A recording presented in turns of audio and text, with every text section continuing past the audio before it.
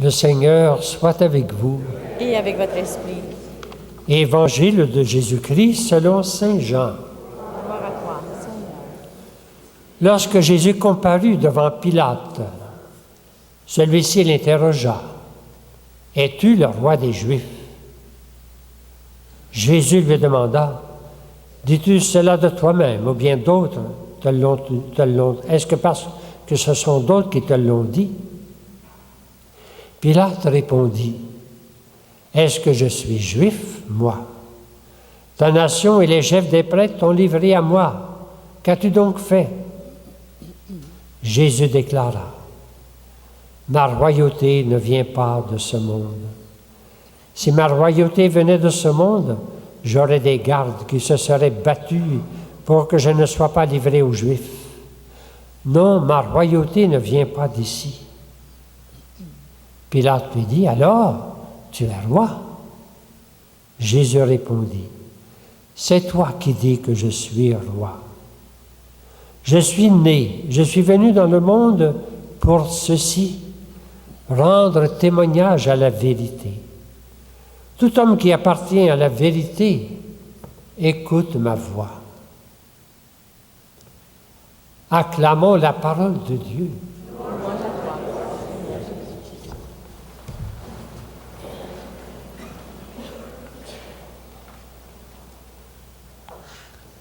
Alors, nous célébrons aujourd'hui la grande fête du Christ roi. Cette fête a été instituée en 1925. À tous les 25 ans, l'Église célébrait. En 25, le pape Pie XI a décidé d'instituer cette fête et elle était à la fin d'octobre. Vous ne vous souvenez pas de ça, mais au début, c'était à la fin d'octobre, juste avant la fête de la Toussaint. Je le sais parce que j'ai été baptisé le jour de Christ roi, à ce qu'on m'a dit. Mais après ça, rendu au concile, bien, on a transporté la fête à la fin de l'année liturgique. Nous sommes au 34e dimanche ordinaire. C'est le 34e dimanche depuis la Pentecôte. Vous savez, tous les dimanches qu'on appelle ordinaire, c'est le dernier. Et l'Église a voulu mettre la fête du Christ roi comme le sommet de l'année, comme un sommet, un apothéose. Tout ce qu'on a cueilli autour de l'année, bien, c'est comme si on voulait le célébrer aujourd'hui dans le Christ roi. Une grande fête remplie de gloire, de bonheur, de tout ça. C'est le Christ que nous avons célébré tout au cours de l'année, que nous voulons reconnaître comme roi. Le seul problème, c'est que, qu'est-ce qu'on veut dire quand on dit roi? Christ roi. Bon, on peut parler d'un Christ qui va venir un jour, mais aujourd'hui, Christ roi. Alors, ça dépend un petit peu quel sens qu'on met dans le roi. Hein? Alors, le Christ roi, quelle sorte de royaume? C'est parce qu'il faut que ça soit vrai. Et pour que ce soit vrai, il faut que ce soit le vrai roi. Ce n'est pas qu'un titre qu'on lui donne. C'est quelque chose qui est vrai. Pour vous faire comprendre ça, je vais vous dire, je vais enlever mes lunettes. Notre secrétaire chez nous, elle disait, quand elle allait voir son vieux père dans un foyer, la première chose qu'elle faisait, elle nettoyait ses lunettes. Parce que les lunettes, elle ne voyait presque plus rien sans le savoir. J'ai dit, pour trouver le vrai sens du Christ roi, il faut peut-être nettoyer nos lunettes. Dans un sens que, si pour nous autres, roi, ça veut dire palais, puis ça veut dire richesse, il faut nettoyer nos lunettes. Ce n'est pas ce genre de roi qu'est le Christ. C'est pour nous autres, le roi, c'est puissance. Hein? Armée, menace, il faut nettoyer nos lunettes. Ce n'est pas ce genre de roi que le Christ est. Alors, on pourrait continuer. Hein? C'est pour nous autres, c'est menaces, c'est toutes sortes, c'est peur. Il faut nettoyer nos lunettes de tout ce que sont les rois humains, les rois sur la terre, pour découvrir la vraie royauté du Christ. Alors, quand on a tout enlevé, ce qui représente les rois sur la terre, la puissance, la gloire, et puis la menace, puis mettez-en, les richesses, eh bien, qu'est-ce qui reste? Il reste la vraie royauté de Jésus. C'est-à-dire un roi plein de douceur. Venez à moi, vous tous, qui peinez sur le fardeau, Je suis doux et humble de cœur. Ce n'est pas un roi de la terre. C'est un autre. À lui-même, il nous a dit, mon royaume ne vient pas de la terre. C'est-à-dire, n'est pas à la manière des hommes. Mon royaume est une autre manière, la manière de Dieu. Et Jésus va dire, bien, venez tous, ceux qui ont soif, venez tous à moi. Alors, ce n'est pas un royaume qui s'impose, c'est un royaume qui demande. Venez à moi, vous tous qui avez. Je suis doux et humble de cœur. Alors, si quelqu'un a soif, qu'il vienne à moi. Et Jésus va dire du haut de la croix, lorsque je serai élevé de terre, j'attirerai tout à moi. Un roi qui demande, un roi qui a tout perdu, qui a tout donné. Un roi qui s'en vient servir et non pas être servi. C'est tout l'Évangile. Aujourd'hui, nous célébrons le Christ roi, mais tel qu'il est en réalité, le vrai Christ, le vrai roi, tel qu'il nous s'est présenté à nous. Je pense qu'on peut réfléchir là-dessus devant une icône. J'ai apporté une icône. Je vais vous la présenter. C'est un peu spécial, une icône. Ce n'est pas un tableau religieux. C'est une tradition orientale. Et vous voyez l'icône du Christ ici. Et puis l'icône du Christ, c'est une image du Christ. Mais elle a des spécialités, des choses spéciales. Ce n'est pas un tableau religieux. Ce n'est pas un tableau comme un tableau religieux. Il y a deux éléments d'une icône qu'il faut remarquer. Vous savez, dans un tableau, il y a une lumière, il y a de l'ombre, puis il y a de la lumière, puis de l'ombre, parce qu'il y a une lumière. Il y a une source de lumière. Quand on présente un personnage dans un tableau, il y a une source de lumière de l'extérieur. Dans une icône, il n'y a pas de source de lumière extérieure. La lumière est à l'intérieur. Et c'est ce qui fait que l'icône est différente. La lumière est à l'intérieur de la personne. L'icône nous représente le Christ dans la gloire de Dieu. Et si c'était l'icône de la Vierge, ce serait la même chose. L'icône nous représente le personnage avec une lumière intérieure, transformée, glorifiée dans Dieu. Alors, c'est la première chose qu'on peut remarquer d'une icône. Elle se trouve, c'est une icône de Roublev qui se trouve à Moscou, dans une galerie qui s'appelle Tetriakov, avec l'icône de la Trinité, de Roublev aussi. Elle était faite par un moine, elle était faite par un mystique, elle était faite par un grand peintre, mais elle a eu de la misère. Faites-vous-en pas si elle est un peu de misère, mais c'est pas ça qui est principal. Elle n'a pas eu une histoire au 16e siècle. Mais elle nous représente le Christ. Le Christ dans la gloire. C'est le premier élément. La lumière est à l'intérieur. C'est le Christ glorifié, c'est le Christ en Dieu. Il y a un deuxième élément d'une icône. C'est-à-dire qu'il n'y a pas de perspective. Dans un tableau, il y a une perspective. Les arbres sont de plus en plus petits.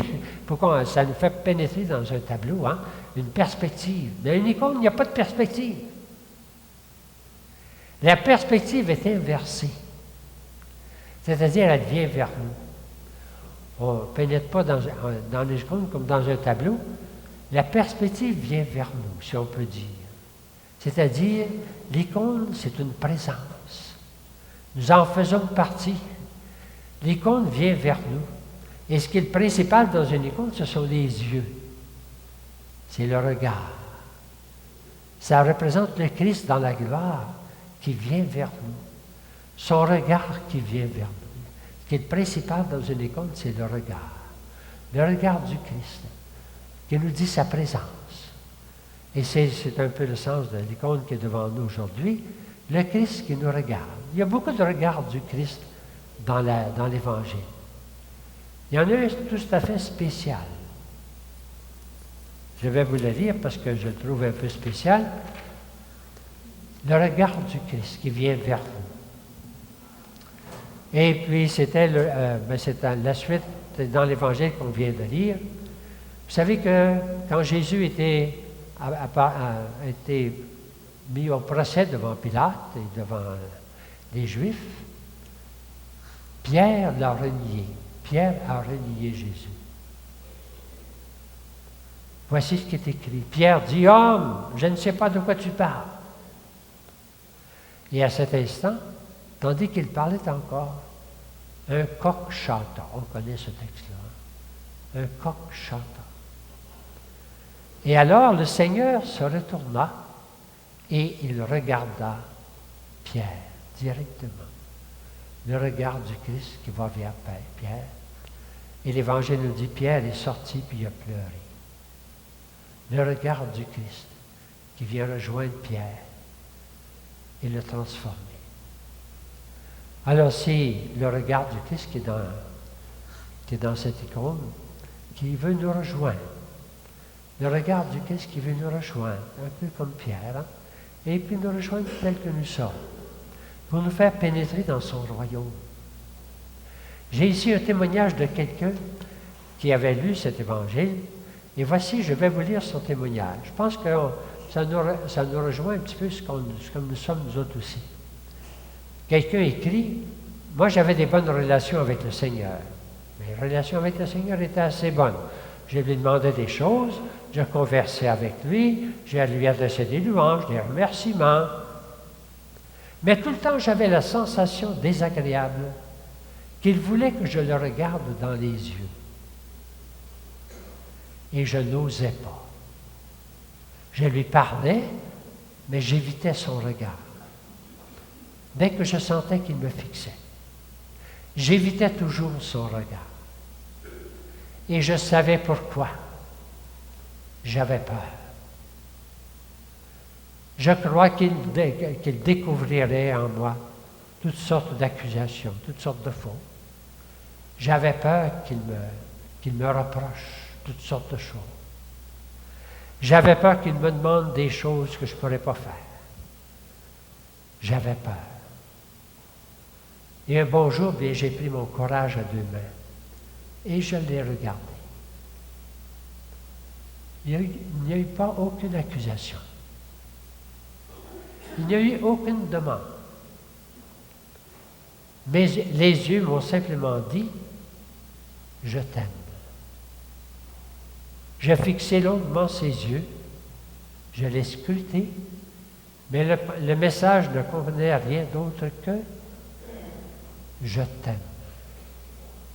Alors comme Pierre, je suis sorti et j'ai pleuré. Voici un témoignage qui nous représente un petit peu. Le Christ qui veut nous rejoindre dans son royaume.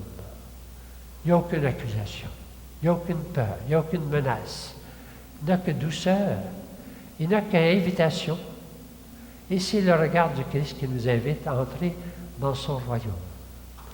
Et son regard est plein de puissance. On parle beaucoup de puissance avec les rois, mais sa puissance, lui, c'est la puissance de l'amour. Et pas n'importe quel amour, l'amour de Dieu. Alors c'est la puissance de l'amour de Dieu qui vient nous chercher pour nous faire pénétrer dans son royaume. Alors nous pouvons dire avec un chant, ce regard, je ne l'oublierai jamais. C'est le regard du vrai roi, le roi Jésus, qui nous invite dans son royaume et puis qui nous invite à nous laisser transformer.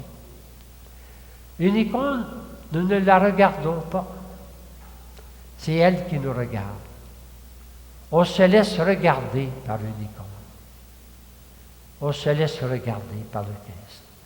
Le Christ le roi, c'est lui qui nous regarde. Alors ce matin, bien, avec un beau soleil qui nous dit que le Christ est présent dans notre monde. On voudrait que son royaume, ce soit un royaume de justice, de paix, de miséricorde, qu'on pourrait continuer. Le Seigneur veut régner dans ce monde. Mais pour régner, il veut entrer dans nos cœurs. Il ne veut pas régner par puissance, il ne veut pas régner par domination, il veut régner en entrant dans les cœurs. Et c'est ce regard qui nous dit, qui nous invite à entrer dans son royaume, qui est un royaume d'amour, de miséricorde, de vérité, de joie, de paix, afin que ce royaume, bien, se puisse, on pourrait dire, par nous autres, se répandre dans ce monde. Nous accueillons ce regard du Christ qui nous dit quelle sorte de roi d'amour il est, et nous nous laissons transformer. Et alors nous entrons dans son royaume.